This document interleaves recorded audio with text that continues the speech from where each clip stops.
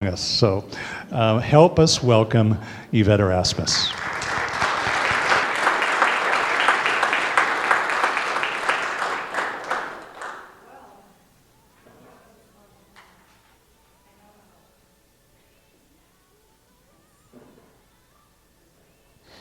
Okay, that's much better.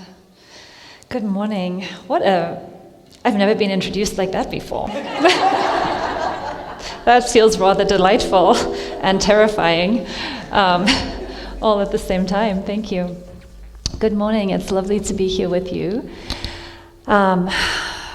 Take a minute to settle in. We're talking about the monthly theme today of power versus force.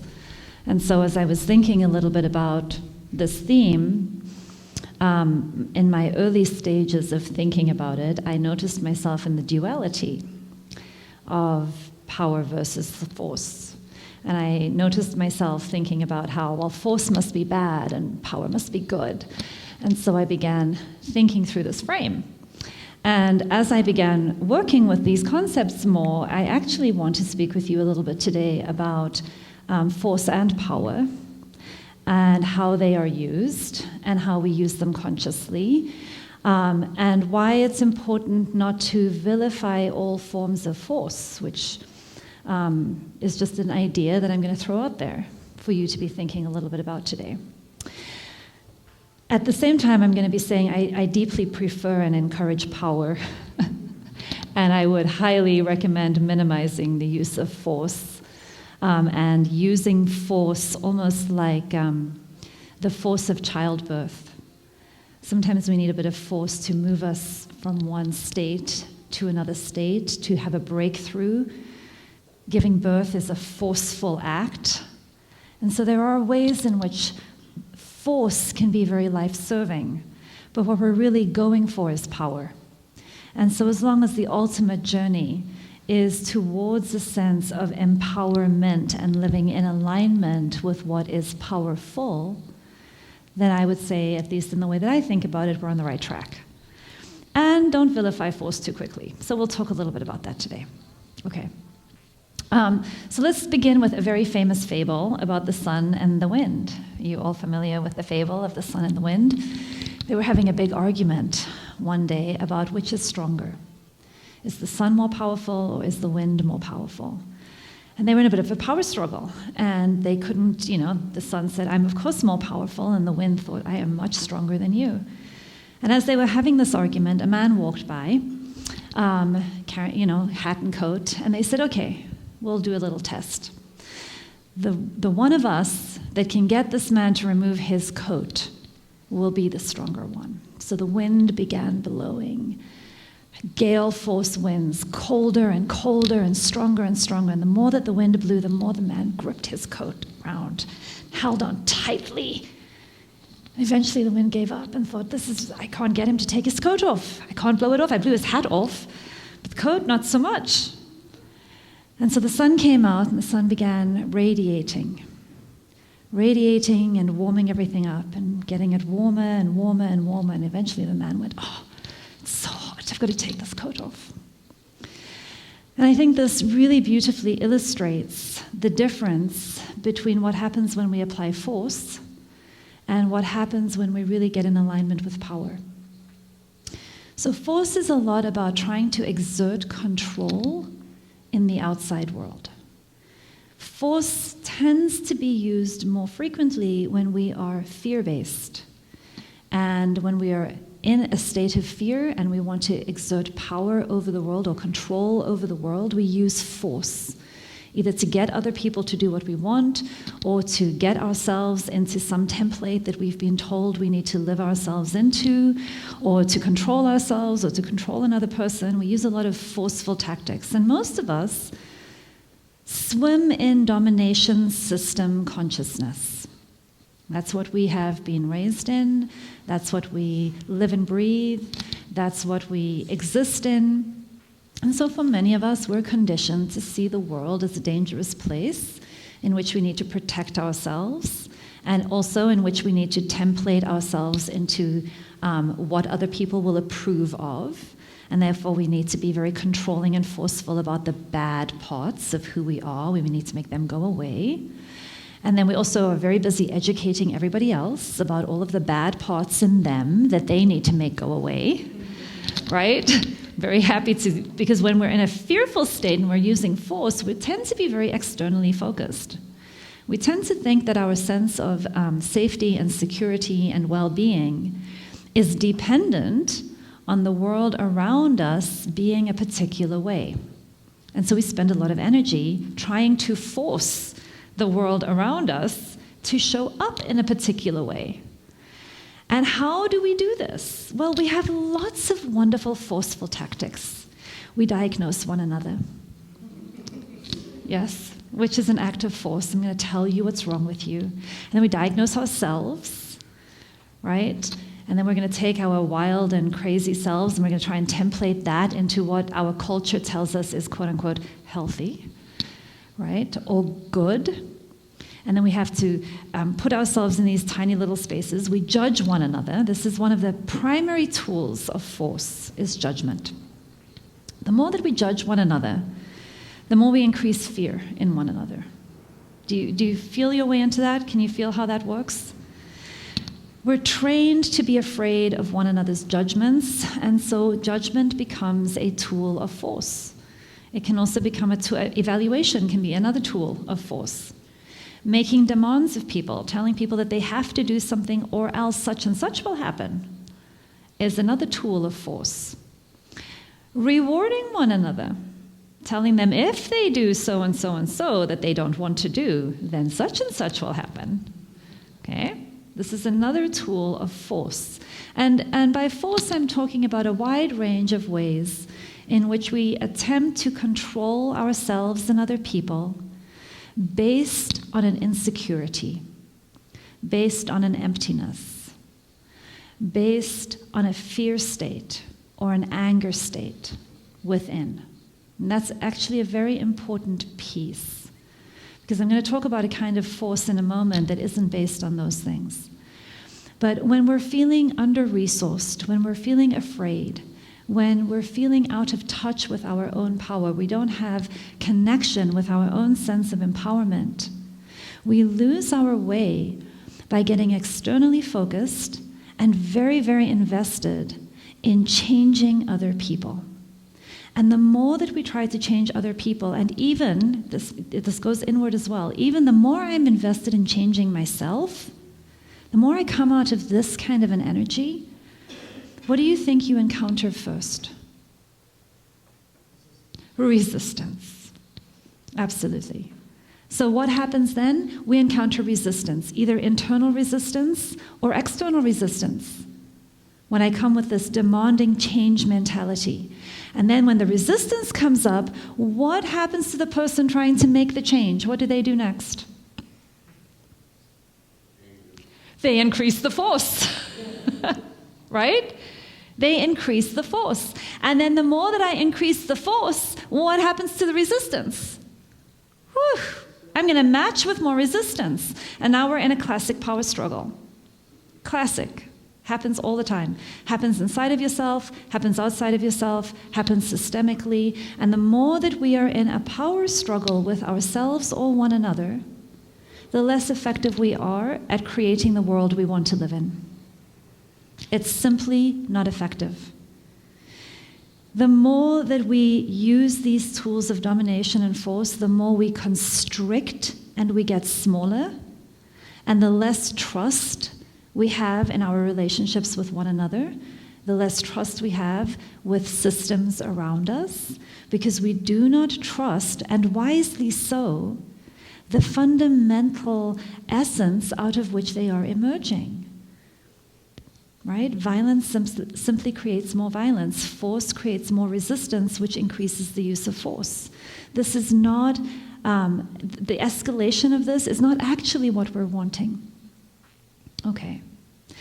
So before I go into a lot more like theory stuff, I want to tell you another story, because as synchronicity will happen, I was thinking, I want to think of a personal story that I can tell on Sunday when I come and talk, and I don't really have one. And And then something happened yesterday. And I thought, well, isn't this lovely? I think I can use this to talk about this theme that has been percolating. So here's what happened yesterday. I have a teenager at home, and she is hormonal, like all teenagers are, and she's also deeply empathic, deeply sensitive, and she's very open-hearted. I adore living with her. I have nothing bad to say about my child, which is so lovely. And she feels her feelings very strongly. And she's learning at the correct developmental age what to do with all of these feelings. And I, of course, having been a psychologist and an educator and, facilitate spaces, and, I, of course, have lots of ideas for her on what she can do with all these feelings. And I really want to teach her all sorts of things that she's not asking to be taught, right? I mean, she's not coming to my classes. She's not putting herself in a position where she's like, Mom, I'm curious about your vast and expansive knowledge and all these things that are going to make my life so much better. We don't have that relationship, right? If anything, what I get from my kiddo right now is a ton of impatience and a lot of rolling eyes and quite a bit of stomping of feet. And then I have to take a moment of like, okay, you cannot control this. You do want to teach her. I'm going for the long game. I don't need to react back. So there's a lot of internal coaching going on in my household. So anyway, so yesterday, so my daughter and I, we work out together, and we were going to go weight training on Saturday, and I was really looking forward to this because it's a little bit of the quality time that I get with her. So I get up in the morning and I'm going to make like breakfast, and we're going to get ready and we're going to get dressed and we've got to get going, and she's in a terrible mood. And I go in, oh, go away, stop bothering me. Okay, so on my good days, I'm like, oh, that's normal. And on my like average days, I'm like, seriously? I'm not bothering you. I'm trying to greet you. I don't deserve this kind of attitude. What happened? So this was an average day for me. And so I was like, I said, okay, listen, I can see you don't want to get up yet. We need to leave in an hour. I'm going to start making breakfast. Come and get me. She doesn't come and get me. I go back in. Do you want to eat something before we go? Mom? Oh. Right? This is what I'm living with. It's so much fun. Oh. I said, okay, listen. I'm sorry. Yes, exactly. I only have one, which is enough. So at that point, I'm like, okay, detach. I'm like, give people space to have their feelings and find their way through. Don't take this personally. It's not about you. But of course, I'm also seeing her on her phone. And so then I have a lot of judgments happening, right? All my judgments are like, that damn phone. This is the problem with having access to your social group 24/7. I should never have allowed her to turn on yourself. I should never allow her to have any access to this and blah, blah, blah, blah. Turn on her. And she can't manage it anyway, so I should take it away from her. Because her access to all of her friends is wrecking my Saturday morning. And they are all intruding into what I have as a vision. And then, this is my problem because I didn't set this up well before, and these are the consequences of bad parenting. This is my inner world. I hope you can, relate a little bit. Okay, so at that point I thought, nope, I'm just going to give this some space. And I go in and I say, all right, listen, we need to leave at 11:15. If you need anything from me before then, let me know. Otherwise, let's leave at 11:15. 11:15 comes along. Okay, let's go. All right, I need 5 more minutes. Oh my God. So the irritation, right?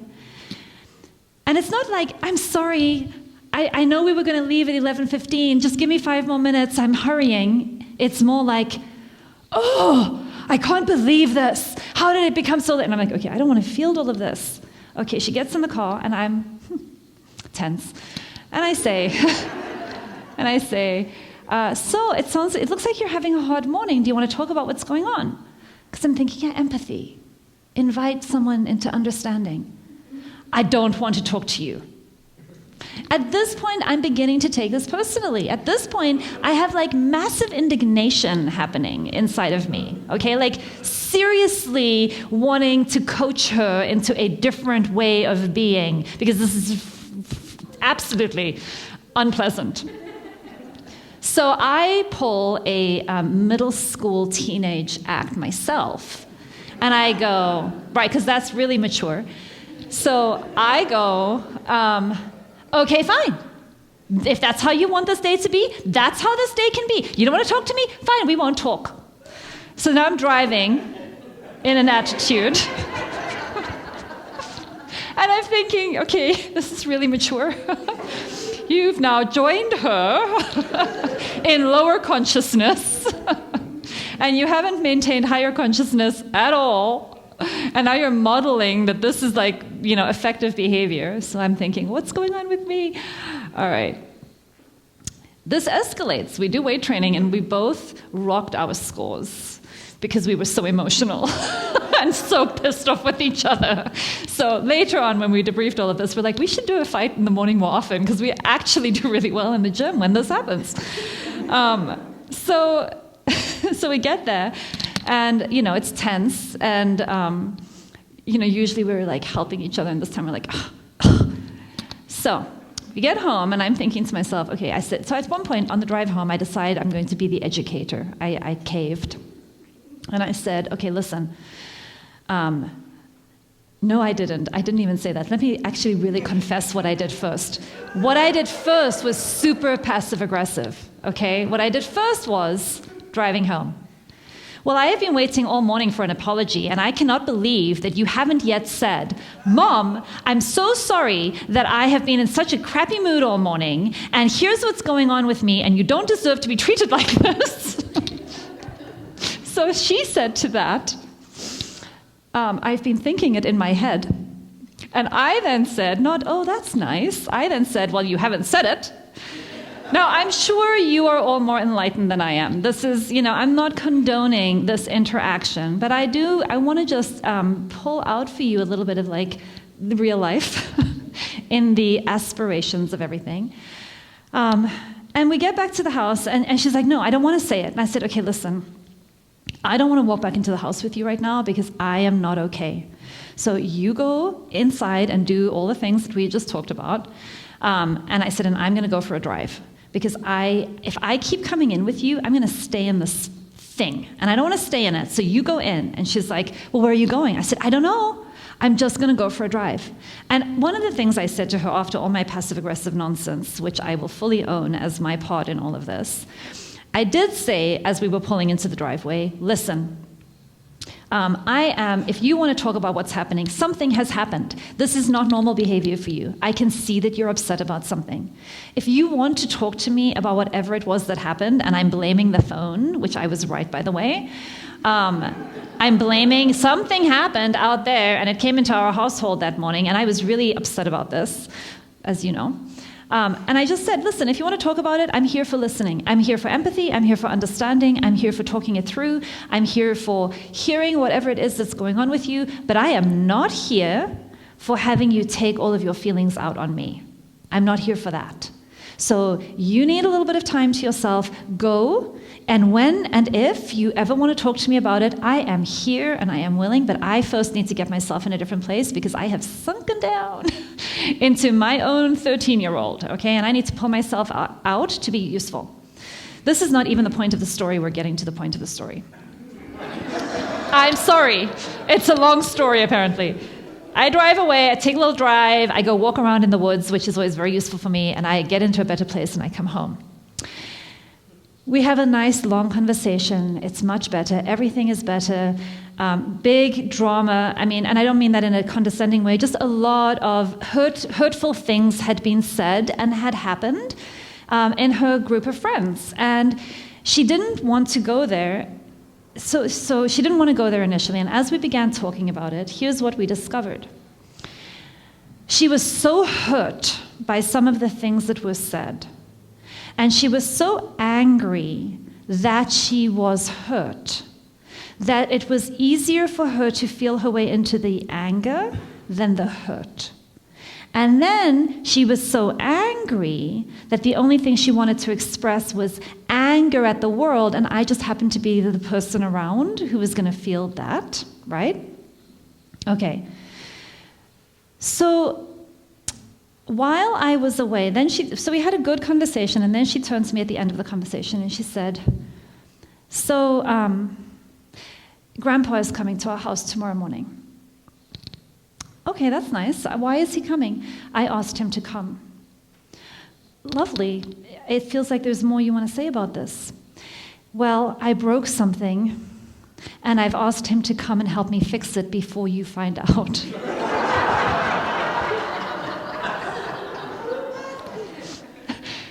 So we're standing in the kitchen at this point, and I'm like, oh, I said, do you want to tell me what you broke? And I'm really glad you've got a plan to get whatever it is fixed. And she goes, I just don't want you to freak out, Mom.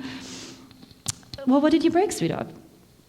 So she looks over to the cabinet in the kitchen. When she got out of the car and she came home, she was so full of feelings that she kicked the kitchen cupboards, smashed them. Okay? Smashed. Totally broke it. And then she had gotten tape, packing tape. She had put it all together. She had stuck it back onto the cabinet. And on the tape in the back, she had written me a note. Please don't freak out when you see this. I have a plan. I'm getting it fixed. Is that not the best story ever? Best story ever. So here's why I'm telling you this and how it relates. When she told me about what had happened, and when she took responsibility for what was going on for her, and when she stepped up and began talking about what was really going on, she accessed a kind of power. Okay? She accessed a power to help herself get reconnected with family, re-engaged in relationship, to repair things that had been broken, and to move forward together. When she didn't know what to do with all of this chaotic stuff going in herself, and she didn't want to sit with actually what was at the core of it, she didn't want to sit with the helplessness. Because the thing that had happened had been something that had been done to her. And there was nothing she could do to make this thing better or to make it go away. And one of the things that people really, really don't like feeling is helpless. And when she was sitting with intense helplessness, like she didn't have any choices and she didn't know what to do, she got relief by becoming violent. She was trying to manage her feelings by getting power forcefully breaking something, because it gave her little psyche, and I get this because I know this in me, some satisfaction that I matter, that I could do something. I have power, even if I'm doing it destructively. Okay. And then so she didn't tell me about that. She had taped it up and was like, I hope Grandpa will come and go before my mother finds out. Luckily, we had this conversation on Saturday, and that conversation evolved into being in a relational frame around it.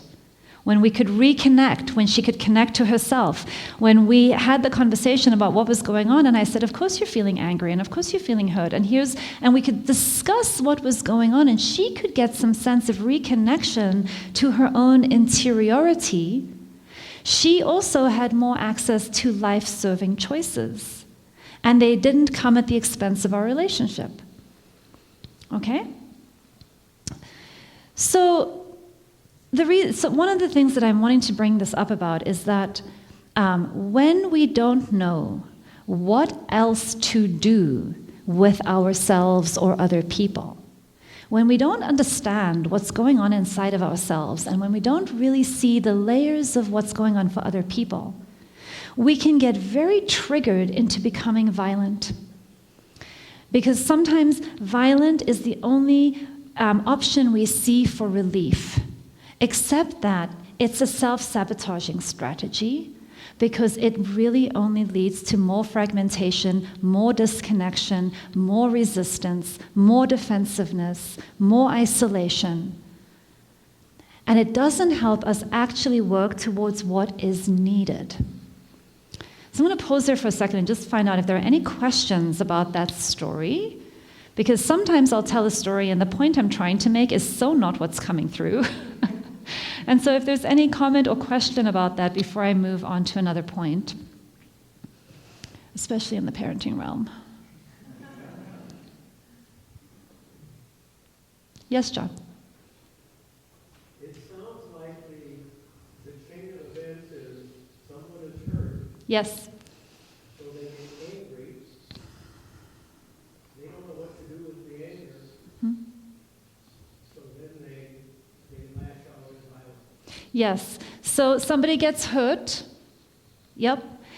And I'm going to put a point and a step in there, a step in between, because hurt doesn't automatically lead to angry when we are aware. Okay. And also, when we live in empathic environments, we don't have to convert our hurt into anger. When we live in judgmental environments, when we live with people who are going to educate us out of our feelings, tell us our feelings are wrong, tell us we shouldn't feel what we're feeling, be in resistance to our feelings. When we are in environments where people resist our feelings, we are more likely to turn vulnerable feelings into angry feelings because they give us a sense of more efficacy and agency in the world. And we don't want to feel like helpless victims. Does that make sense? And when we can be met, when we begin meeting one another with understanding, with compassion, with empathy, with curiosity, with sitting next to one another when we're having all of these intense feelings, we find a way of actually metabolizing, releasing, and getting to the next step.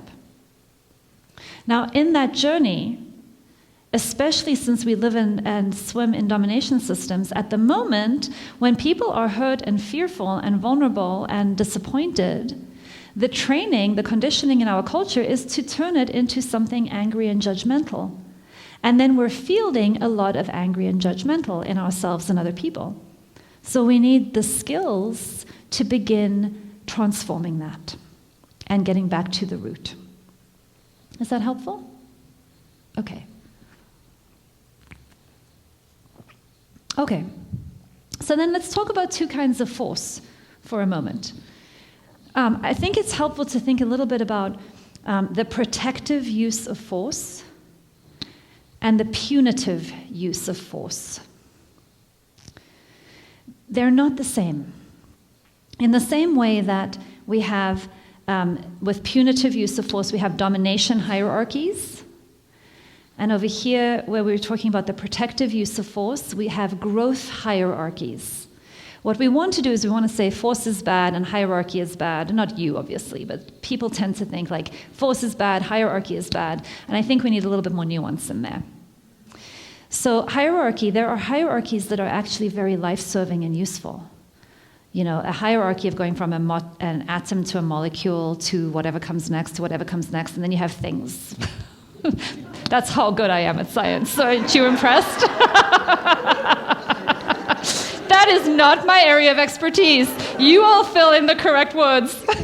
And then you have things, you have people, and you have like galaxies, right? So there's this expanding level of from the minute to the large. You have an acorn, and then you have a seedling, and then you have a big oak tree, right? So as something increases in capacity, there is a hierarchy of growth.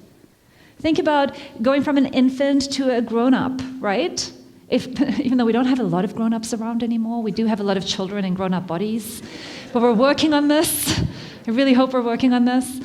So there are growth hierarchies that are important to understand because there are stages of development that are important to understand. But most of us think about dominator hierarchies, where we have a few people in power that oppress everybody else. And so these are problematic. And in a dominator hierarchy, we also have the punitive use of force. So how does that work? When you don't behave in a way that I approve of or like, then I will either punish you, right? I will punish you, I will shame you, I will humiliate you, I will teach you that that is bad and that you are bad. And when you behave in ways that I really do like and that make me feel good, when you show up in a way that makes me feel good, then I'm going to reward you and tell you that that part of you I love and accept, and this part of you I do not love and accept. Right? This is how a domination hierarchy is set up. And so when we've all grown up in this, we live and work in this, we swim in the sea. So there's what I would invite you to do with that is just see it for what it is, knowing that we've got to get effective about what we do with that now, okay? So when we're in that place, the way we use force is punitive. So you're at a park, a young child is playing. A ball goes off into the street. The kid is seeing only the ball because that's their stage of development. They're going to run after the ball. You, with your higher awareness, run after the kid because you see a car coming and you, with force, hold the child back. You grab the kid and you intervene and you force them not to run into the road. You're not going to say, this is not really a good choice. There are some other choices here. Maybe you want to make a different choice. We don't do that. We exert force. That is the protective use of force. And then what we often do is we grab the kiddo and we say, oh, no, wait. I'm not going to let you do that. I'm going to take your choice away right now because the choice you're about to make is not in your own best interests. So I'm going to stop you from doing that thing that can harm life, yours and others. And then we're going to connect around, I know you were trying to find the ball, and here's what I'm seeing, and you use it as an opportunity for connection, for learning, and for growth. You use it as a way of strengthening the heart connection between you and this being that you are caring about. Okay, that's what we're going for. That's power. Punitive use of force, same situation, kid is running. This is what I see more often. Parent sees it, grabs the kid. Oh, what the hell are you doing? What the hell? Did you not see that car? Okay, can you feel your way into what? Now what are you learning? And this is what we do. This is the punitive use of force. So that interaction, force was necessary. Make sense? Force was necessary. But there is a way in which we exert force that is protective and relationship building, and in the best interests of the whole, and where we learn and we grow and we meet people where we're at. And then there is the use of force that is shaming, humiliating, fragmenting, and destructive. Okay, the more we use the punitive version of force, the more violent and fragmented we will become as a culture. You will have more violence and fragmentation in your family. You will feel more and more isolated. You will feel like the weight of the world is on your shoulders all the time. You will feel more and more like you have to micromanage everything for your own sense of safety. You'll get into more polarized positions. I mean, basically, you'll get everything we see happening around us right now. And then, out of desperation, many people's minds go to, let's just wipe out them. The problem will be solved when we get rid of them. Fill in your blank, whatever them is. So we're moving out of this form of consciousness, and what we're actually moving into is this discussion about what does it mean to be powerful? What does it mean to live your life from a different way of being? What would it be like if instead of having fear and emptiness and insecurity and control dictating every moment of your relationship with other people, you decided that you were going to live a more courageous life? You decided that you were going to find all of those fearful places in you, and you wanted to step up to a different way of being in the world. And the way that I'm going to invite you to imagine stepping into today is a way of being based on nonviolence, based on compassion, based on love, based on shared humanity with other human beings, and a way of being in which we nurture relationships above everything else, and in which we show up in ways that are healing to ourselves and to our families and to the people with whom we interact in our workplaces and beyond. And we make a commitment to reconnecting to our own inherent power to both live differently and be differently. And in doing so, you become other people's environment. And by you changing your own way of being, really connecting to your own power to become aware of what we have emerged out of, to become conscious of the systems of domination that keep us all oppressed, not to turn on people in those systems, not to fall into the duality of right and wrong and good and bad and abuser and victim and perpetrator, and to get out of that thinking and to really stand in a place where you are going to begin connecting deeply with yourself and connecting deeply with other people and getting into a new kind of conversation that is solution-focused and that is forward-moving. What would that be like? That's what I'd like you to think a little bit about today. And in doing that, I'd like you to think about the last time that you were in love. Okay? Think about that experience of falling in love. What is that like when you meet the one? I know they never end up being the one later, but let's not go there yet. I know that illusion falls away, but I want you to just get into that moment where you meet the one. What is that like? What are some words that come up for you around that?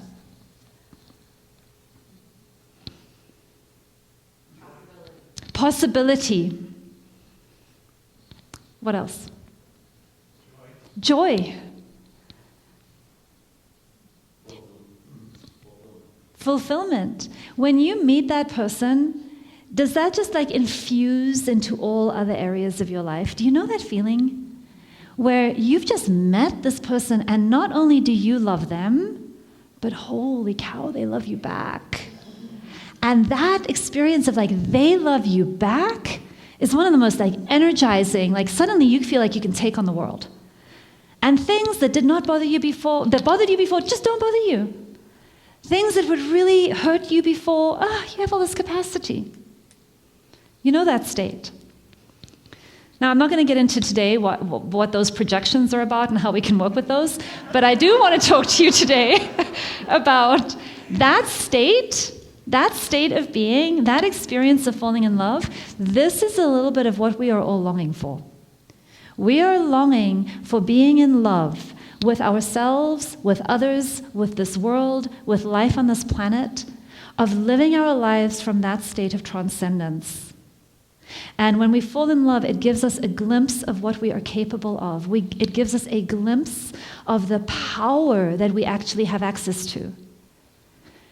And we can remember it. A lot of you, as I was looking around, you smiled. A lot of people could remember this experience.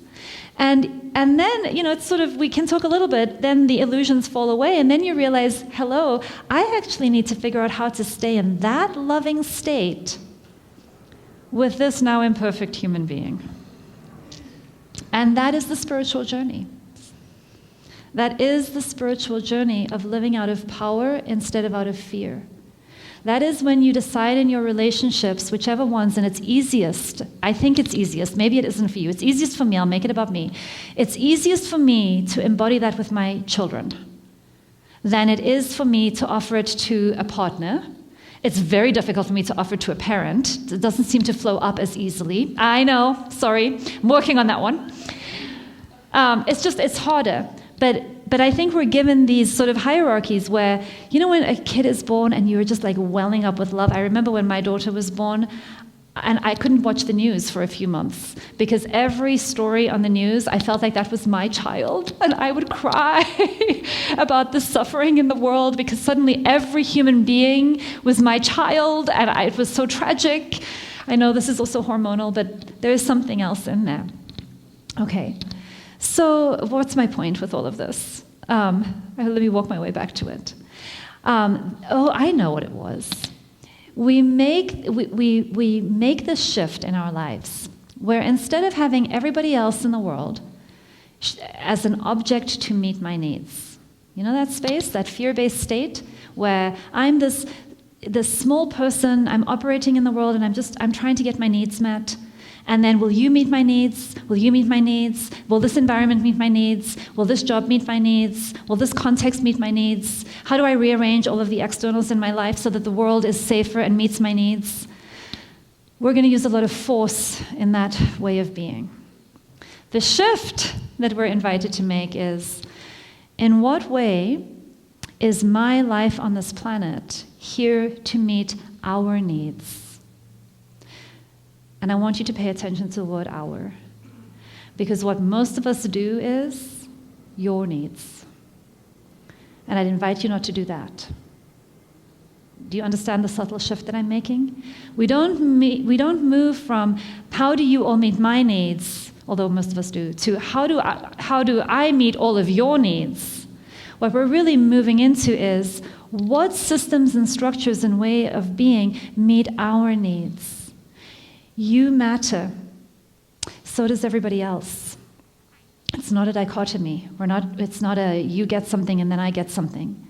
We really want to find ways of being that honor my needs and your needs, trusting that when we start going to bat for the whole, when we start going to bat for the collective, that there is an inherent intelligence that moves powerfully through us, that gives us access to whatever solution is needed for the very specific and unique context that you're in any given moment. And it is about making that shift from what everybody else does to make me feel safer to how I am going to show up in a way that makes an environment safer for all of you. And in my situation with my kiddo, I had to find all of those places in me that were getting super controlling and super judgmental and figure out as the parent, how do I show up safer? What do I need to do to manage my own feelings, to model what it is that I'm wanting to teach, to live my way into the thing that I want to help her do? And one of those things was emotional regulation. This is a place where we use a lot of force. If we don't know what to do with our feelings, we either act them out on other people forcefully, or we numb them out inside of ourselves forcefully. Two acts of force that lead to a ton of disconnection. And what we actually want to do is learn how to work with our feelings. So moving into power, we sit next to one another and we move forward together. When we're moving into power, we sit with our feelings without being reactive to them and acting them out on other people. We also sit with our feelings without numbing out from them and converting them into something that becomes destructive. We stop looking for the reason why something happened, which tends to be less fruitful, and we move into what would we like to have happen next? What is a better way of being together?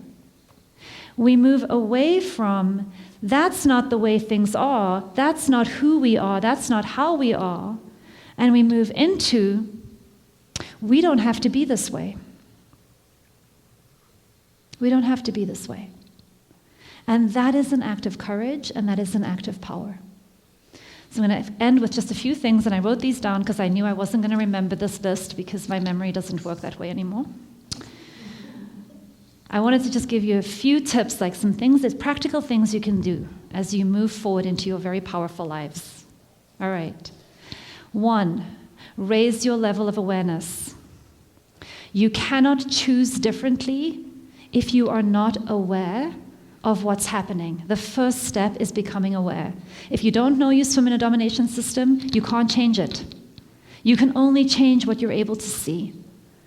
Second, with your new awareness, practice self-compassion. You didn't know you were swimming in a domination system. That's why you did all of those things. Now that you can see it, you can make a different choice. You were not bad and wrong. There was nothing wrong with you for being the way you were. You were conditioned and you were taught imperfect things by imperfect ancestors from an imperfect history. Drop the righteousness. Start practicing compassion. Compassion for yourself, compassion for the generations that came before us, and don't use that as a stepping stone away from what we can create next with new awareness. So awareness, self-compassion. Third, you will not be powerful to the degree that you're only going to bat for yourself. As long as you're serving me, there is no power in that. Dedicate your life to something bigger than yourself, whatever that is.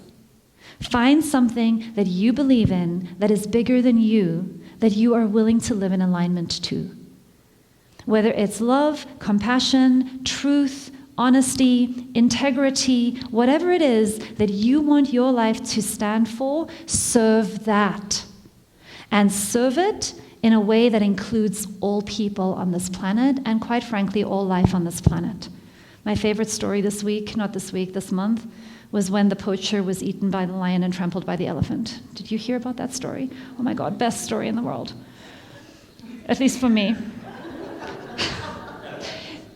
Poacher in Africa. Poaching is an incredibly awful problem in Africa.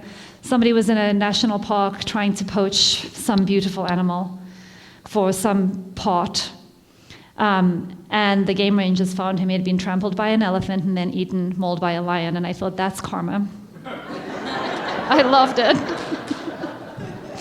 And because the lion, my mother said to me at one point, she goes, yep. And the lion said, well, it was self-defense. I said, it's good, I love it. Okay, next.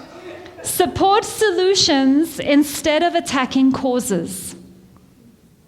Support solutions. Power is about standing for something, not against something. Get away from all this resistance. Sidestep resistance. Wherever you find resistance, sit next to it and find a new way. Don't try to break through resistance. You'll exhaust yourself. Have a burning desire. Figure out something you deeply want, whether it's a reconciliation with somebody or a way of being or something you'd like to see in the world, and then serve that desire without being attached to the outcome. That's power. Serve your desires, but don't be attached to the outcome. Tolerate your feelings. Learn how to sit with how life feels. Quite frankly, there is a lot of suffering down here, and it doesn't feel good. So what? Okay? So what? So you're in a bit of pain. So I'm a little bit angry. So I'm feeling a little triggered. So I've got a big whoosh going through my system. Learn how to tolerate it and not lose access to your choicefulness and creativity just because you're having a feeling. And don't suppress the feeling. Don't make the feeling bad. Don't make the feeling go away. Let it move through you like the weather. Remember that you are the sky and your feelings are the climate. The weather will move through. You are the sky. You are not the clouds. Yes, thank you for that. Absolutely. And don't vilify force. Understand that there is a big difference between the protective use of force. There are ways in which we have got to figure out, especially politically right now and government-wise, and there are ways in which we need to be using the protective use of force. We have got grown-ups, 3-year-olds in grown-up bodies, and not only politically, in all of our own lives. And these people need to be dealt with compassion and empathy and very strict boundaries. You don't let them run rampant, but you don't turn them into enemies. That's where power will lie. Working with people where they're at, and then protecting life. Protecting life for all people. So that is my invitation to you. I'm going to leave you with a quote by Viktor Frankl that I love. When we are no longer able to change a situation, we are challenged to change ourselves. Everything can be taken from a person, that's me, he says man, I'm going to say person. Everything that can be taken from a person, but one thing, the loss of the human freedoms, to choose one's attitude in any given set of circumstances, to choose one's own way. Between stimulus and response, there is a space. In that space lies our power to choose our response. And in our response lies our growth and our freedom. So, thank you.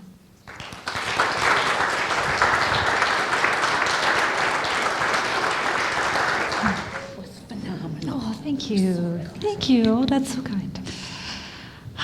Here we are. I like it when the circle is complete like this. It feels satisfying. So I'm going to end with a poem by Anne Hillman. We are all on a journey together to the center of the universe. Look deeply into yourself. into another. It is to a center which is everywhere. That is the holy journey. First, you need only look. Notice and honor the radiance of everything about you. Play in this universe. Tend all these shining things around you, the smallest plant, the creatures and objects in your care. Be gentle and nurture. Listen. As we experience and accept all that we really are, we grow in care. We begin to embrace others as ourselves, and we learn to live as one among many. Have a wonderful, wonderful Sunday and week. Thank you for being here today. Thank you for being here. Thank you.